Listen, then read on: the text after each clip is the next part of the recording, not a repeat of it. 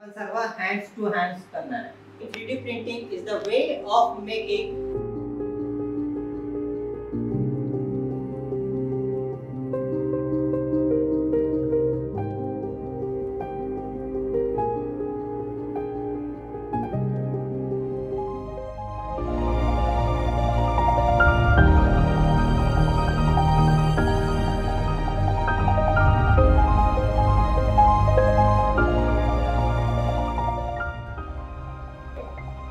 ते कसं करायचं. मॉडेल डिझाईन करायचे,